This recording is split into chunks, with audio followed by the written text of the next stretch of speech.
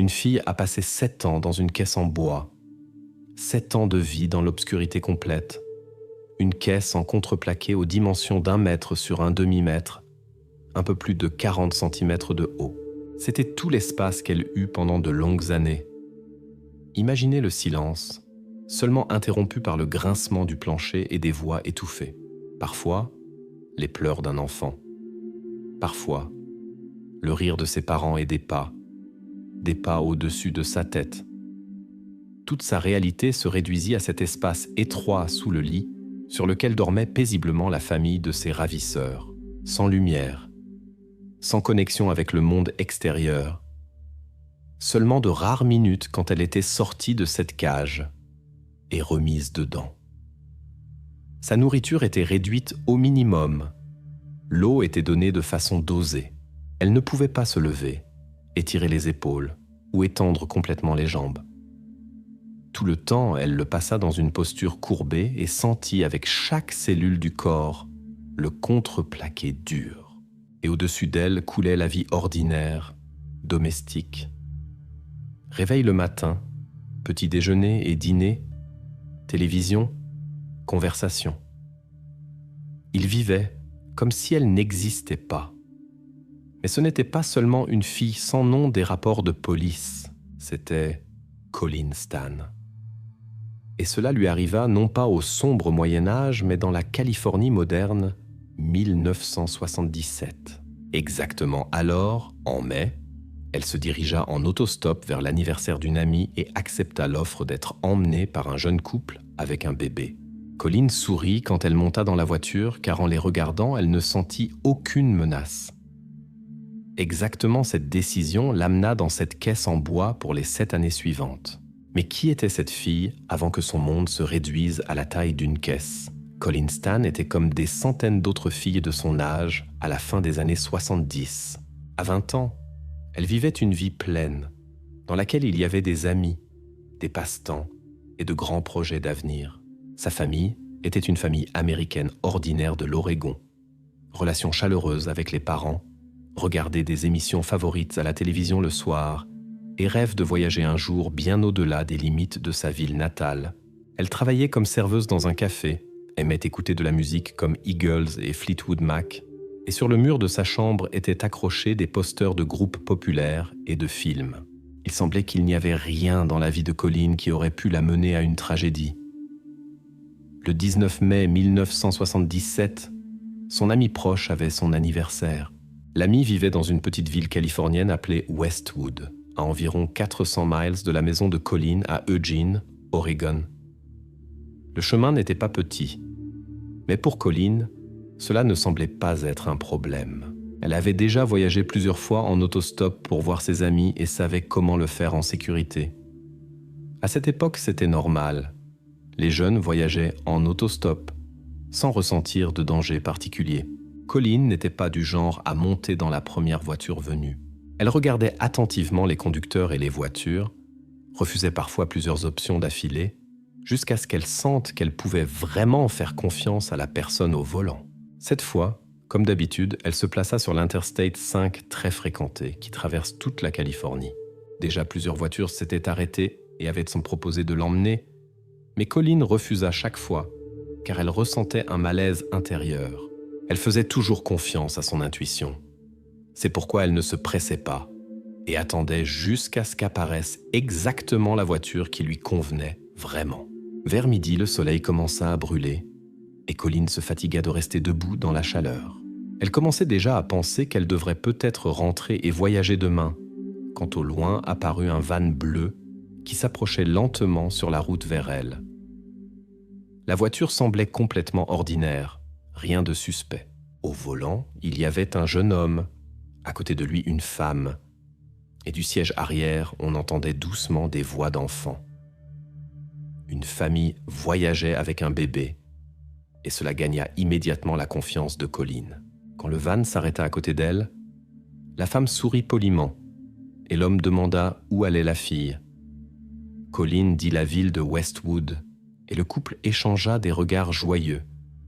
Il s'avéra qu'ils allaient presque là, tout près. Tout semblait parfait. devant Colin n'étaient pas d'étranges solitaires, mais une famille jeune, tout à fait ordinaire. L'enfant sur le siège arrière jouait avec un jouet et fit signe de la main à la fille quand il la remarqua. Cela fondit les derniers doutes. Colin sourit en retour et ouvrit la porte avec soulagement. Il lui semblait qu'elle avait fait le bon choix. À ce moment, rien ne présageait le malheur. Au contraire, c'était la situation la plus sûre de toutes les possibles qu'elle pourrait rencontrer sur la route. La fille s'assit dans le siège, arrangea le sac à dos et ressentit même du soulagement qu'elle arriverait bientôt chez son amie. Le van se mit en mouvement et derrière les fenêtres clignotèrent des paysages familiers de la route californienne. Colin se détendit, écouta la radio et les conversations douces devant. Elle ne savait pas encore qu'en choisissant cette voiture, elle avait mis en marche une chaîne d'événements qui réduirait bientôt son monde à la taille d'une caisse en bois sous un lit. Dans le van bleu, il y avait un couple avec un petit enfant, apparemment un vrai symbole de sécurité sur la route. Qu'est-ce qui de ce symbole pourrait mal tourner ? Au début, tout était calme. Colin regardait par la fenêtre. Des champs, des collines et de rares panneaux de signalisation défilaient. La radio jouait doucement des tubes des années 70 et dans la voiture régnait l'atmosphère d'un voyage familial ordinaire. Cameron échangeait occasionnellement des remarques avec sa femme Janice et elle, bercée par la chaleur et la route monotone, se taisait presque et regardait droit devant. Derrière fredonnait doucement leur bébé, occupé avec un jouet. Tout se passait comme Colin l'avait espéré, calmement et en sécurité. Mais à un moment donné, elle remarqua que le van commençait à freiner et sortait de l'autoroute Interstate 5 vers une route de campagne tranquille. Colin n'y prêta pas d'abord beaucoup d'attention. Peut-être devait-il seulement faire un petit arrêt ou aller quelque part pour affaires. Elle regardait attentivement la route devant elle et s'attendait à ce qu'ils retournent à la route principale. Mais au lieu de cela, la voiture continua sur la route déserte, couverte d'arbres, et s'enfonçait de plus en plus dans la forêt. Colin ressentit le premier frisson froid de peur, mais essaya de rester calme. Elle regarda plusieurs fois vers Janice, cherchant du soutien, ou au moins une explication, mais la femme restait assise immobile et regardait droit devant, comme si elle ne remarquait pas ce qui se passait autour d'elle. Soudain, Cameron arrêta la voiture au milieu de la route déserte. Autour régnait un silence absolu. Seuls les arbres bruissaient et les oiseaux chantaient. L'homme ouvrit la porte et sortit en silence. Les secondes s'étiraient douloureusement, lentement, et le cœur de Colin battait déjà dans ses oreilles. Elle regarda encore vers Janice, mais celle-ci continuait à regarder devant, comme si elle était figée. Pourquoi ne réagissait-elle pas ? La réponse arriva avant que la fille puisse dire quelque chose ou entreprendre quoi que ce soit. La porte à côté de Colin s'ouvrit brusquement et dans les mains de Cameron apparut un couteau. Son regard était froid, distant, comme s'il ne voyait pas une personne vivante devant lui. Colin n'eut même pas le temps de crier quand il la sortit brutalement de la voiture et lui ordonna de se taire, pressant la lame contre sa gorge. La fille fut attachée rapidement et fermement, sans chance de résistance. On lui mit sur la tête un étrange dispositif en bois et cuir qui bloqua complètement la vue et l'ouïe. Colin plongea dans l'obscurité complète. Le monde disparut en un instant, se dissolva et la laissa seule avec la panique et l'impuissance complète. Le van se remit en mouvement, mais maintenant son passager était déjà une prisonnière. La rupture avec le monde normal était consommée. Pour Colin, Stan commençait une vie complètement différente, dont elle n'aurait même pas pu imaginer l'existence. Le 19 mai 1977, Colin Stan n'arriva pas à Westwood. L'ami, vers qui Colin se dirigeait, regarda toute la journée l'horloge et vérifia la fenêtre, s'attendant à voir sa silhouette sur le seuil. Elle commença à s'inquiéter vers le soir, mais essaya de se convaincre qu'elle avait seulement du retard en chemin. Voyager en autostop était quelque chose d'imprévisible, surtout sur un si long voyage. Cependant, la nuit vint, puis le matin du jour suivant, et Colin n'apparut pas. La première pensée de l'ami fut simple. Il faut appeler la police. En ces années, il n'était pas habituel de paniquer prématurément, surtout à cause de jeunes qui voyageaient en autostop. Mais dans ce cas, La police réagit assez rapidement, parce que la disparition semblait étrange. La fille aurait dû arriver hier, mais ses traces ne se trouvaient nulle part. Les policiers commencèrent par interroger les résidents et employés de stations-service le long de l'Interstate 5, par où la jeune fille voyageait vers le sud. Beaucoup sur la route avaient vu quelqu'un qui ressemblait à Colleen.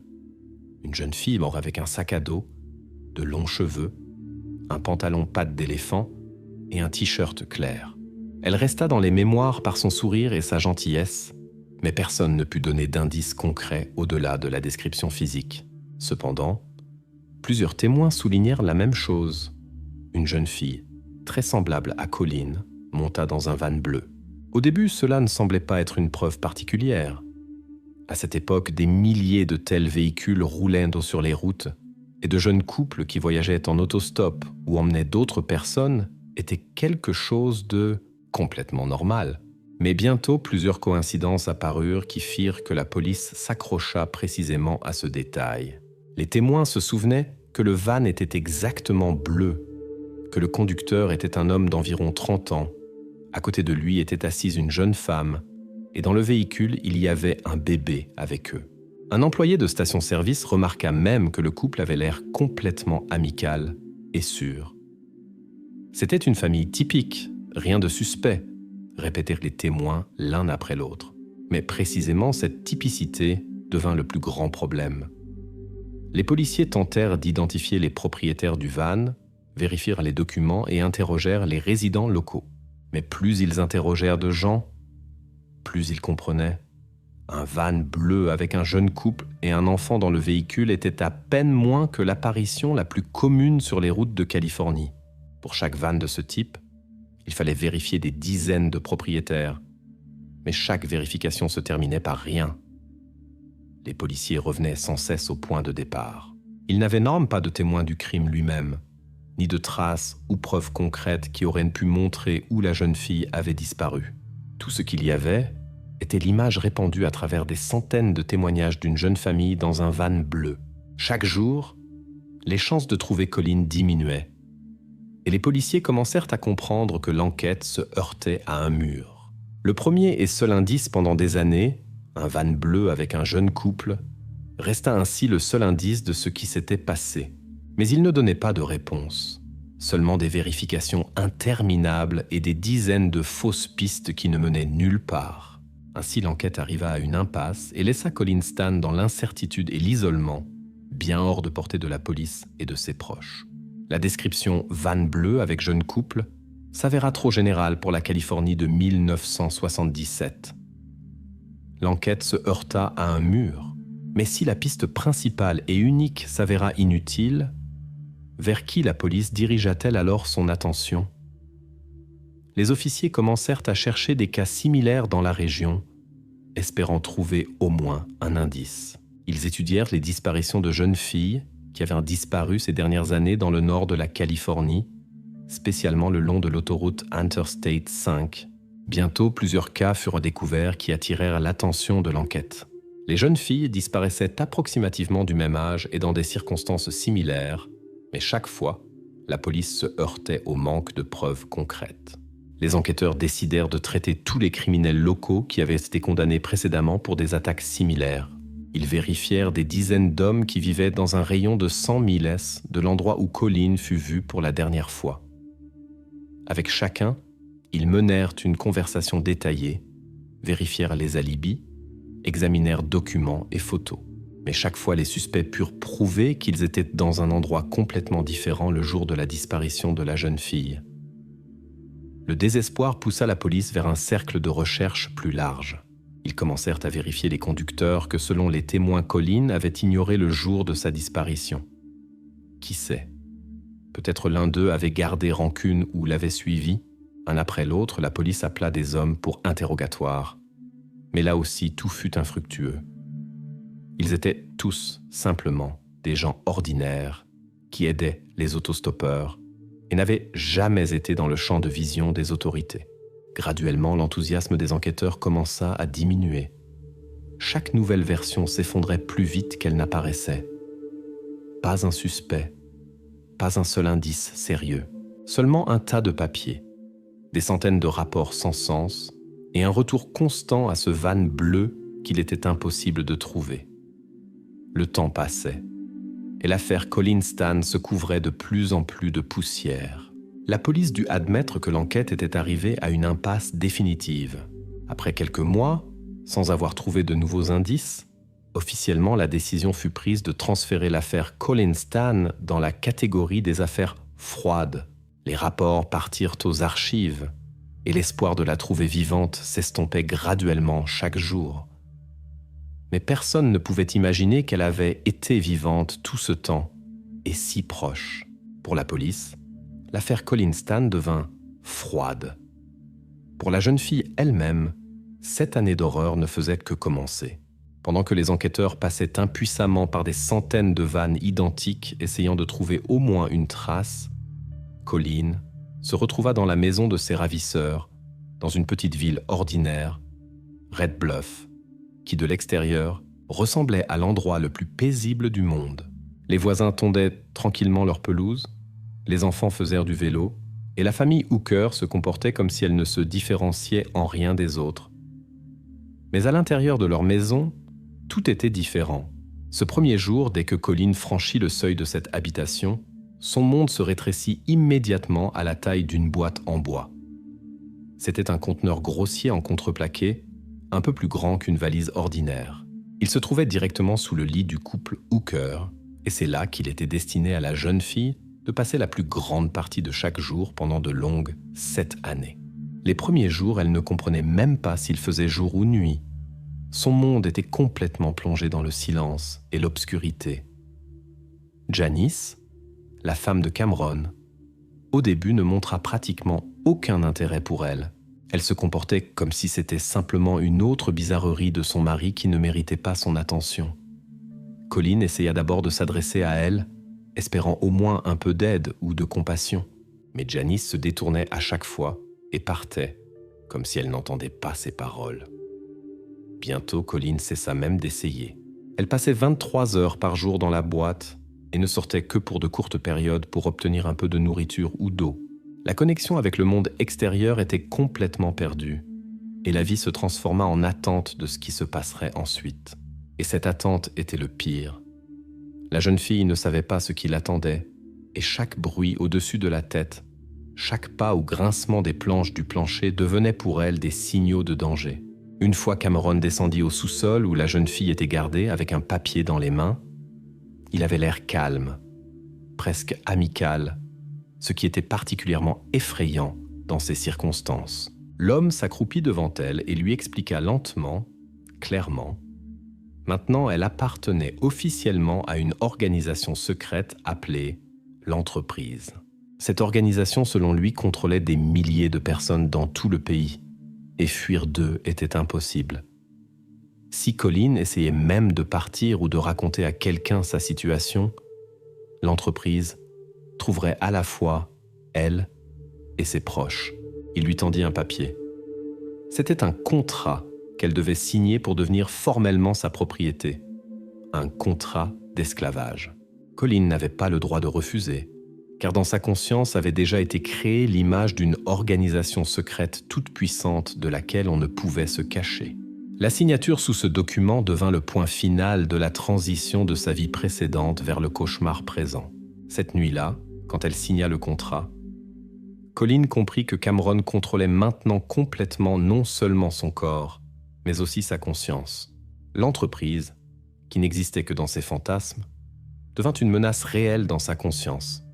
Un mécanisme qui la priva complètement de l'espoir de sauvetage et la rendit non seulement prisonnière physique, mais aussi psychique. La captivité devint non seulement emprisonnement, mais contrôle absolu sur la vie de la jeune fille, la transformant en propriété dominée par la peur et le désespoir. Après quelque temps, Colin Stan commença à sortir de sa boîte étroite, à effectuer des tâches ménagères et même à communiquer avec des invités qui venaient dans la maison du ravisseur. Apparemment, la fille obtint au moins une certaine liberté relative. Pourquoi n'a-t-elle pas essayé de s'enfuir ? La réponse se cachait dans le système spécial de contrôle psychologique que Cameron Hooker construisit méthodiquement. Avec le temps, Il commença à permettre à Colin non seulement de sortir de sa prison de bois étroite, mais aussi d'accomplir des devoirs domestiques, de communiquer avec Janice et même de rencontrer les invités de la famille. Bien sûr, aucun des invités ne soupçonnait que la fille douce et tranquille, que les hookers présentaient comme gouvernante, était en réalité une prisonnière qui n'avait aucune liberté. Cameron martela finement et constamment dans la conscience de la fille l'idée que chacun de ses pas était contrôlé par la puissante entreprise. Il rappelait constamment à Colin que des gens l'observaient 24 heures sur 24, qui étaient prêts à intervenir immédiatement si elle suggérait seulement de dire quoi que ce soit sur sa situation. L'homme alla si loin qu'il lui montra des photos de sa propre maison, de sa famille, comme s'il confirmait que la surveillance était réalité et non un produit de son imagination malade.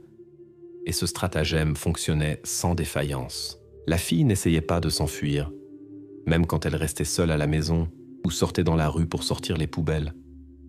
La barrière psychologique était plus forte que toutes les chaînes et serrures. Colin croyait chaque mot de Cameron, convaincu qu'une tentative de fuite mènerait à la mort de ses proches. Cette conviction paralysa complètement sa volonté, et la captivité ne continuait plus grâce aux restrictions physiques, mais grâce à l'illusion magistralement créée du contrôle total. De l'extérieur, tout semblait absolument normal. Les invités voyaient une fille amicale et quelque peu timide, toujours prête à aider. Les hookers semblaient une famille ordinaire, où Colin faisait simplement partie de la vie domestique. Personne ne pouvait imaginer que derrière ces scènes ordinaires se cachait un piège psychologique profond, impossible à voir à l'œil nu. Ainsi, bien que Colin ait obtenu la possibilité physique de s'enfuir, elle ne pouvait même pas y penser sérieusement. Le mécanisme de contrôle créé par Cameron fonctionnait parfaitement, et le seul obstacle à la liberté de la fille n'était plus une porte fermée, mais sa propre peur. À ce moment-là, Colin était convaincu que chacune de ses actions mènerait inévitablement à la tragédie. Cette peur s'avéra beaucoup plus forte que toute barrière physique. Pendant 7 ans, le système de contrôle de Cameron fonctionna sans perturbation. Il semblait qu'il avait absolument tout prévu. Mais quel unique facteur qu'il n'avait pas considéré mena finalement à l'effondrement complet de cette prison parfaitement construite. Ce facteur fut Janice Hooker, sa propre femme et complice, qui jusqu'à ce moment avait accepté sans objection tous ses actes. Janice observa silencieusement pendant de longues années comment Colin perdait graduellement l'espoir de liberté et devenait victime non seulement d'oppression physique, mais aussi psychologique. Cependant, avec le temps, dans l'âme de Janice commença à grandir le lourd sentiment de culpabilité qu'elle ne pouvait plus ignorer. La goutte finale qui brisa sa loyauté inconditionnelle envers son mari fut l'idée soudaine de Cameron. Il annonça qu'il voulait faire de Colin sa seconde épouse. Cette idée effraya Janice et déclencha en elle une véritable tempête d'émotions. Pour elle, ce n'était plus seulement une violation de limites morales, mais une trahison directe. Exactement à ce moment, elle vit tout ce qui se passait avec d'autres yeux, les yeux d'une femme qui elle-même était devenue victime d'un homme avec qui elle avait vécu tant d'années. Graduellement, le sentiment de culpabilité et la conscience de la cruauté de ce qui se passait commencèrent à prévaloir. Janice ne pouvait plus rester indifférente, car maintenant il ne s'agissait plus seulement d'une fille étrangère, mais aussi d'elle-même, de sa dignité et de son estime de soi. Elle comprit que si elle n'intervenait pas maintenant, ce cauchemar ne finirait jamais, ni pour Colin, ni pour elle-même. C'est pourquoi Janice osa, un jour d'août 1984, accomplir un acte qui semblait impensable peu de temps auparavant. Elle s'approcha de Colin et dit doucement seulement un mot. Cours. Ce n'était pas une preuve au sens traditionnel, pas une preuve matérielle, pas un objet qui pouvait être présenté devant le tribunal, mais précisément cette phrase devint le tournant, après lequel tout changea.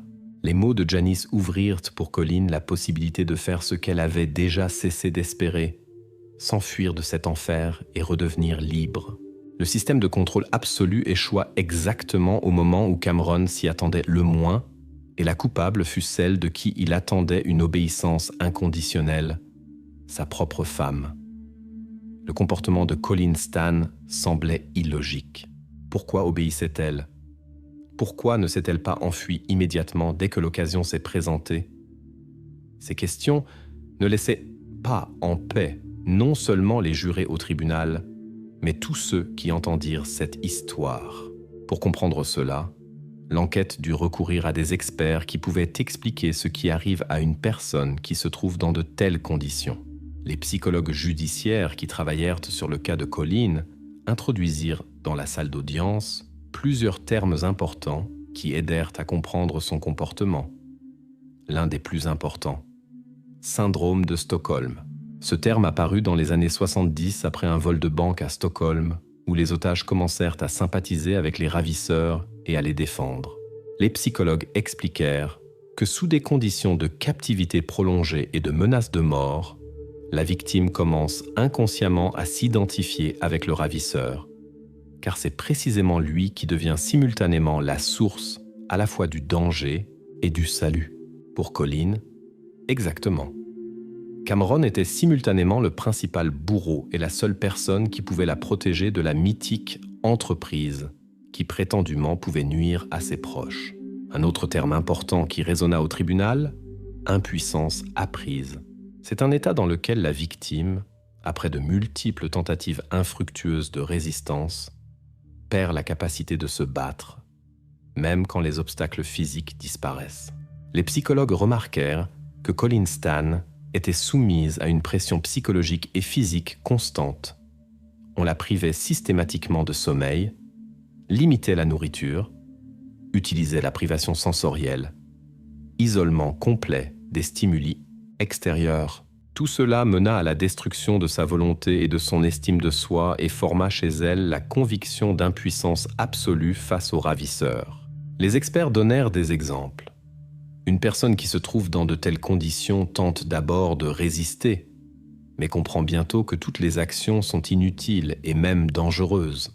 Dans la conscience de la victime se consolide l'idée que la seule stratégie de survie est la soumission totale et inconditionnelle. Colleen se trouvait exactement dans un tel état. Son calme extérieur et son obéissance n'étaient pas l'expression du consentement, mais une tentative désespérée de survivre et de conserver au moins un certain contrôle sur sa propre vie. Ainsi, les experts arrivèrent sans équivoque à la conclusion. Le comportement de Colleen était complètement rationnel, considérant toute l'horreur et l'absurdité de la situation dans laquelle elle se trouvait. Son consentement silencieux n'était pas de la faiblesse, mais la seule stratégie de survie disponible pour elle. Sous des conditions de menace constante, sa conscience trouva un moyen de s'adapter et de préserver la vie, même si cela semblait illogique de l'extérieur. Exactement ces conclusions des psychologues devinrent la clé dans la compréhension de ce qui arriva à Colleen Stan et pourquoi elle se comporta exactement ainsi. En août 1984, Colleen Stan se retrouva en liberté. Elle put respirer l'air frais à plein poumon, sentir qu'il n'y avait plus cette cage oppressante, que personne ne contrôlait plus chacun de ses pas. Mais elle n'alla pas à la police. Elle se tut. Et ce silence semblait absolument inexplicable. Si la victime elle-même se taisait, qui décida alors et pourquoi reprendre l'affaire après de longs mois de silence? Colleen ne demanda pas d'aide parce qu'elle avait une peur panique de l'entreprise. Elle était convaincue que dès qu'elle s'adresserait aux autorités, sa famille serait anéantie et elle serait à nouveau capturée et ramenée dans cette boîte, sous le lit.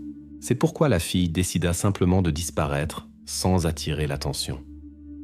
Mais le monde qu'elle quitta n'était pas prêt à tout oublier aussi facilement. Précisément Janice, la femme du kidnappeur, devint la clé qui après quelque temps ouvrit les portes de l'affaire fermée.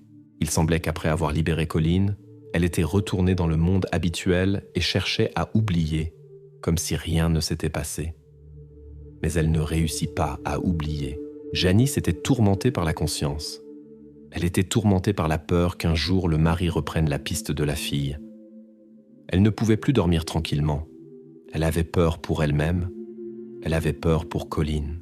Finalement, Janice n'en put plus et s'adressa à un prêtre local pour demander de l'aide. Mais l'histoire qu'elle raconta semblait si sauvage qu'au début, on ne la crut simplement pas. La femme affirmait que son mari avait gardé une fille captive sous le lit pendant 7 ans, qu'il l'avait contrôlée à travers une organisation inventée et que la prisonnière avait été libérée, mais n'était jamais allée à la police par peur. Le prêtre conseilla à Janice de s'adresser aux autorités, mais là aussi on réagit à son histoire avec un énorme scepticisme. Cette histoire semblait trop incroyable, trop cruelle pour être vraie.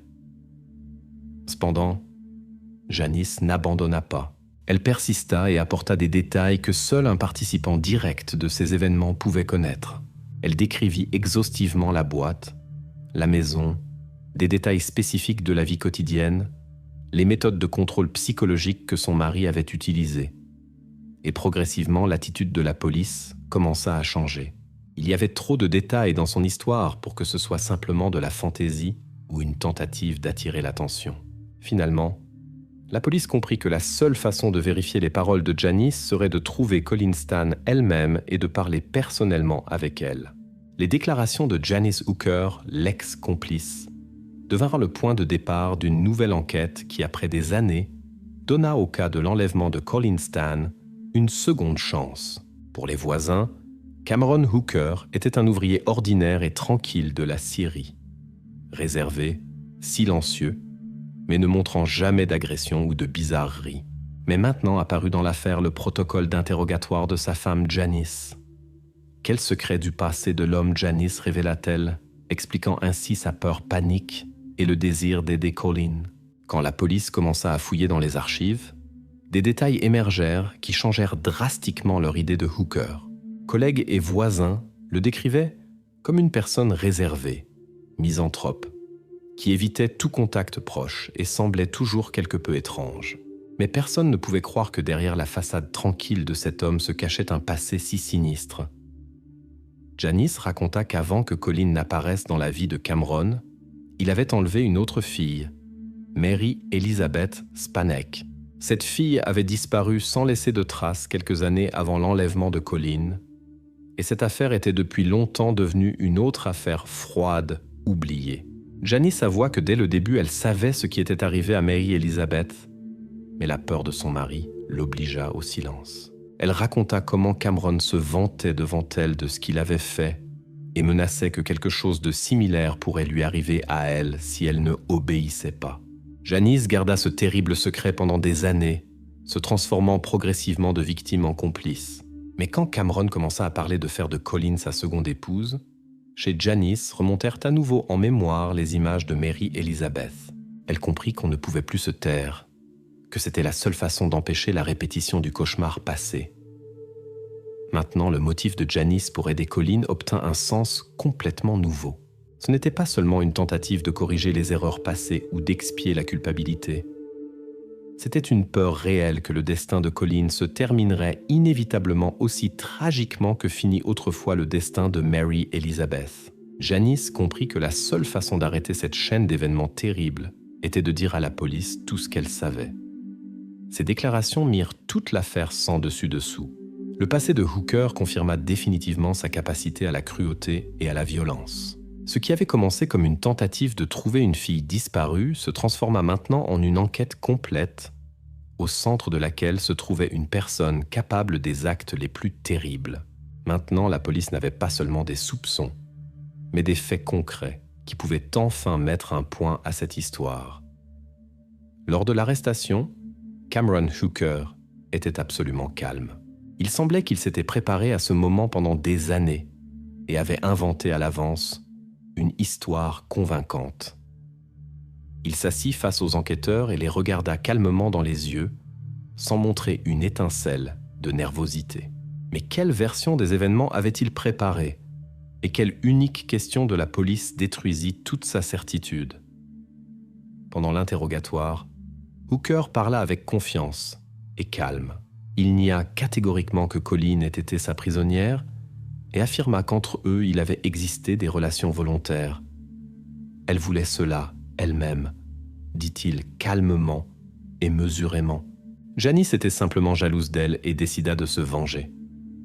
Il insistait sur le fait que sa femme avait tout inventé pour le discréditer aux yeux de la société et de la police. La version sonnait convaincante, surtout compte tenu de la confiance avec laquelle il parlait. Cependant, les enquêteurs ne se dépêchèrent pas de croire ses paroles. Ils écoutèrent attentivement, posèrent des questions précises et vérifièrent chaque mot. Cameron répondait facilement à tout ce qu'on lui présentait, jusqu'à ce qu'une seule question sonne, qu'il n'avait manifestement pas attendue. « Et où se trouve la boîte ?» Hooker se figea un instant. Pour la première fois, l'inquiétude passa sur son visage. Jusqu'à ce moment, il avait été sûr que Janice ne révélerait jamais ce secret. Il ne pouvait pas savoir que la police avait déjà été dans sa maison et avait trouvé exactement cette boîte en bois dans laquelle il avait gardé Colleen pendant de longues années. À cette question, il ne put donner de réponse. Sa certitude, qui juste avant semblait inébranlable, commença rapidement à disparaître. Il bégaya, essaya de plaisanter, mais c'était déjà trop tard. Les enquêteurs comprirent qu'exactement cette boîte était la clé de la vérité. Maintenant, ils savaient que la version de Cameron s'effondrait et la vérité commençait à remonter à la surface, détruisant l'image de personne calme et innocente qu'il avait si soigneusement créée. Dans la salle d'interrogatoire résonnèrent 3 versions d'une histoire. Cameron affirmait avec confiance que tout s'était passé volontairement. Janice accusait l'homme de cruauté et Colleen racontait en larmes 7 années de vie dans une boîte. Mais les mots ne sont que des mots. Seules les preuves physiques ne peuvent pas mentir. Qu'est-ce que la police trouva exactement dans la maison des Hooker qui transforma ces versions contradictoires en faits indiscutables? Les enquêteurs obtinrent un mandat de perquisition pour la maison des époux Hooker à Red Bluff. Ils examinèrent soigneusement chaque coin, chaque placard, chaque centimètre du sous-sol. Bientôt furent découvertes des preuves qui rendirent mal à l'aise même les policiers les plus expérimentés. Dans la chambre des époux, directement sous le lit, fut trouvée exactement cette boîte en bois, une construction grossière en contreplaqué avec des trous d'aération. La taille et l'aménagement intérieur correspondaient complètement aux descriptions de Colleen et Janice. Mais la police ne s'arrêta pas là. Dans le sous-sol de la maison furent découverts de gros crochets métalliques vissés au plafond. Leur présence prouvait qu'y étaient exactement menées les procédures dont avait parlé Colleen. Ce n'étaient déjà plus des fantasmes ou des inventions, mais des témoignages réels et tangibles du crime. Cependant, la preuve la plus importante et la plus convaincante fut un document trouvé dans la maison, écrit de la propre main de Cameron Hooker, ce contrat d'esclavage. Le papier était jauni, avec des annotations et la signature de la fille, qui confirmait qu'elle acceptait volontairement de devenir la propriété de l'homme et de la mythique entreprise. Ce document transforma les paroles sur la volontarité des relations en non-sens complet et mit à nu la terrible réalité du contrôle psychologique et de la manipulation. Ces 3 éléments, boîte, crochet et document, correspondaient si parfaitement aux déclarations de Colleen et Janice que même les doutes les plus cyniques se dissipèrent. Maintenant, la police n'avait pas besoin de deviner qui des 3 personnes dans la salle d'interrogatoire disait la vérité. Les preuves physiques donnaient elles-mêmes une réponse sans équivoque. C'est précisément ce moment qui devint la véritable percée. Maintenant, l'enquête avait devant elle une combinaison parfaite. Le témoignage de la victime, la confirmation de la complice et des preuves matérielles indiscutables. Toute la défense de Cameron Hooker, construite sur ses paroles et sa certitude, s'effondra en un jour. Il ne lui restait maintenant qu'à se taire et écouter comment les enquêteurs étalaient les faits devant lui et détruisaient un par un son mensonge soigneusement construit.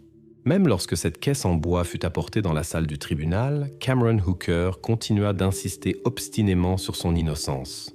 Il s'assit devant les jurés, regarda la pièce à conviction comme s'il la voyait pour la première fois et continua d'affirmer calmement que tout ce qui s'était passé avait été volontaire. Mais s'il ne s'avoua jamais coupable, comment l'accusation réussit-elle à exposer son mensonge devant les jurés?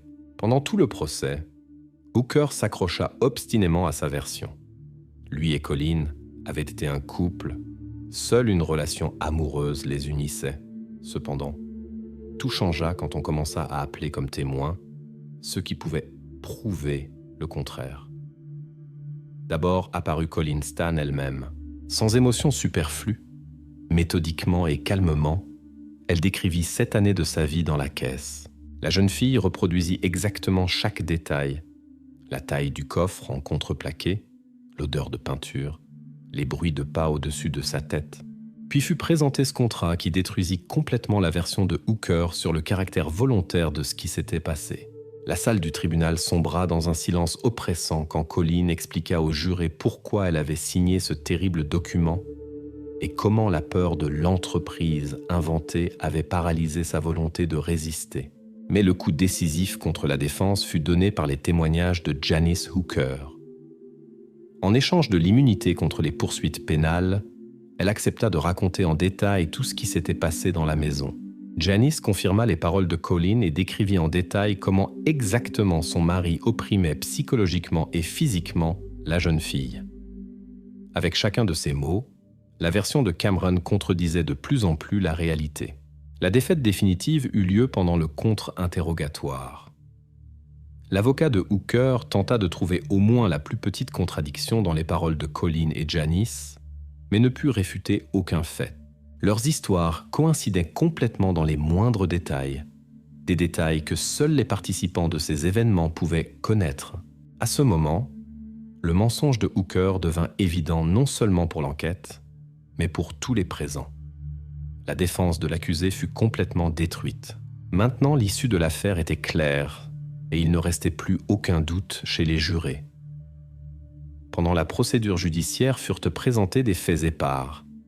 La caisse en bois, le contrat signé, la mystérieuse entreprise, les tâches ménagères.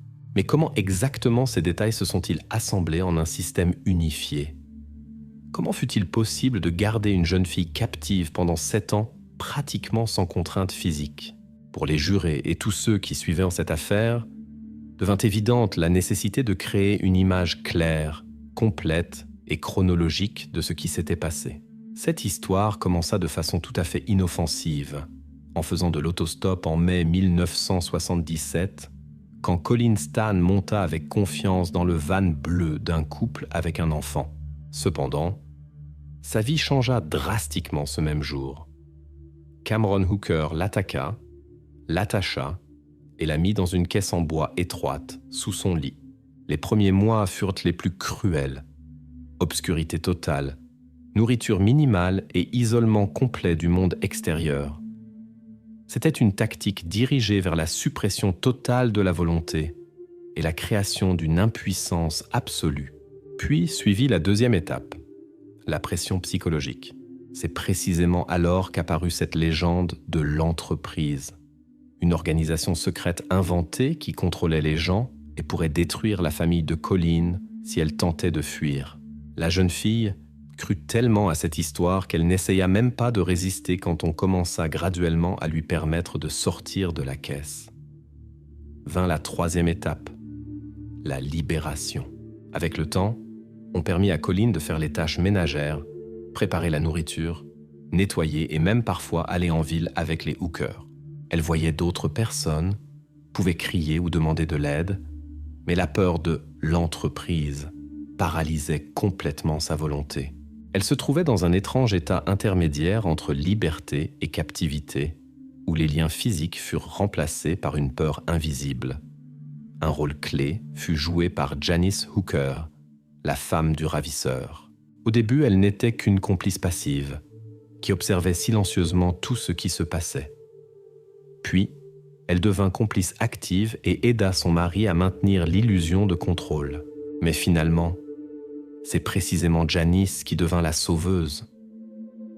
Sa peur de l'homme céda graduellement au sentiment de culpabilité, surtout quand Cameron décida de faire de Colleen sa seconde épouse. Janice ne put le supporter et décida de mettre fin à ce cauchemar. La reconstitution des événements permit enfin de fermer complètement les questions sur la mécanique du crime. Maintenant, les jurés comprirent comment on put garder une personne captive pendant 7 ans, sans aucune grille ni chaîne. Dans ce cas, l'arme principale ne fut pas du tout la violence physique, mais la plus fine manipulation psychologique, grâce à laquelle la victime elle-même avait peur de partir, même quand les portes étaient ouvertes. Après la reconstitution de cette chaîne d'événements épouvantables, mais logique, il ne resta pas une seule question chez les jurés sur comment et pourquoi Colin Stan put vivre si longtemps en captivité sans tenter de s'échapper. Maintenant, tous avaient une compréhension claire de comment exactement fonctionne le mécanisme de contrôle psychologique absolu qui l'a maintint pendant des années dans les griffes de la peur et de l'impuissance. 22 novembre 1985, les jurés se retirèrent pour délibérer. Après une semaine d'audience épuisante, des dizaines de témoins, des centaines de pages de protocoles, ils reçurent enfin l'opportunité de discuter entre eux de tout ce qu'ils avaient entendu. Dans la salle du tribunal régnait un silence tendu. La question qui tourmentait tous les présents était simple.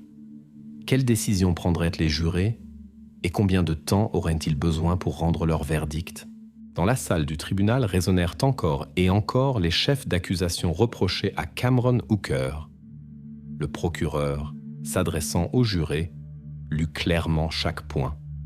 Enlèvement avec usage de violence et menaces. Violence systématique en utilisant des armes. Causer des blessures corporelles graves. Privation illégale de liberté avec traitement cruel. Chaque accusation fut accompagnée d'une description détaillée des actions commises et de preuves physiques présentées dans la salle du tribunal. Tout le procès judiciaire se basait sur des faits qui ne pouvaient déjà plus être ignorés ou contestés par la défense. Cependant, l'avocat de Hooker tenta jusqu'au dernier moment de convaincre les jurés du caractère volontaire des relations entre l'accusé et la victime. Mais après la reconstitution des événements et les apparitions des témoins, il ne restait pratiquement aucune chance de succès. Les jurés se retirèrent dans la salle de délibération et il sembla que tous dans la salle se préparaient à de longues heures d'attente. Habituellement, de telles affaires graves, d'autant plus avec tant de chefs d'accusation, exigent de longues discussions, une considération soigneuse de chaque point et des discussions de plusieurs heures. Mais cette fois, l'attente s'avéra inopinément courte.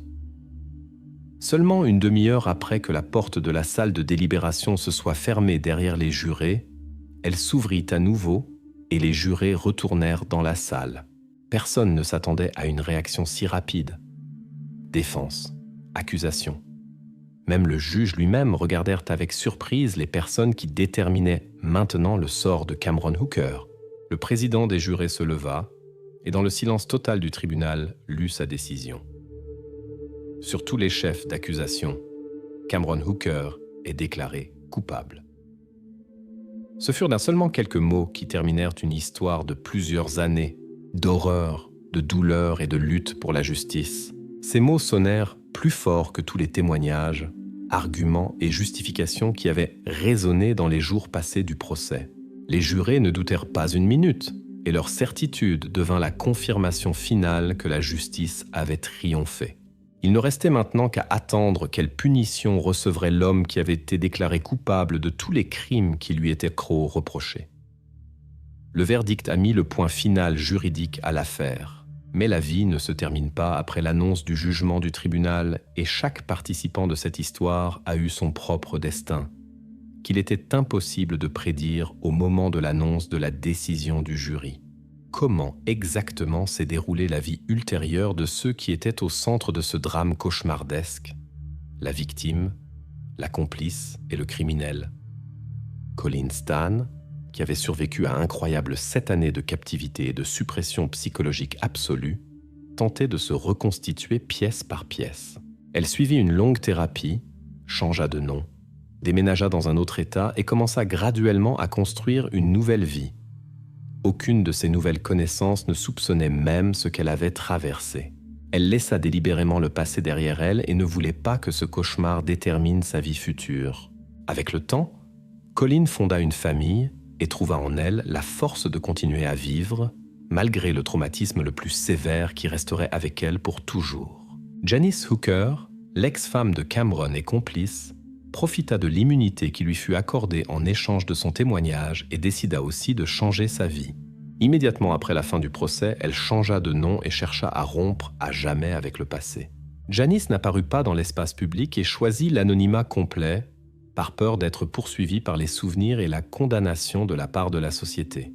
Pour elle commença, tout comme pour Colin, une vie complètement nouvelle. Une vie dans laquelle il n'y avait pas de place pour les anciennes peurs et les anciennes erreurs. Mais Cameron Hooker ne quitta jamais plus la prison après le verdict. Derrière les barreaux, sa vie s'estompa graduellement, et il mourut sans avoir jamais exprimé de repentir ou de regret pour ce qu'il avait commis. Son départ ne fut pas une réponse à toutes les questions, au contraire. Avec sa mort, resta ouverte l'une des questions les plus horribles. Avait-il d'autres victimes ? Malgré tous les efforts de la police, des preuves convaincantes ne furent jamais trouvées. Cette question resta suspendue dans l'air et inquiéta ceux qui étudièrent l'histoire de Hooker, faisant réfléchir sur quels autres secrets il avait emportés dans sa tombe. Ainsi se termina l'histoire de Colin Stan non pas au moment du jugement du tribunal, mais beaucoup plus tard. Et bien que le point final juridique ait été mis, la lutte émotionnelle et psychologique dura beaucoup plus longtemps que ne pouvaient l'imaginer les personnes qui s'assirent ce jour-là dans la salle d'audience quand le verdict fut annoncé.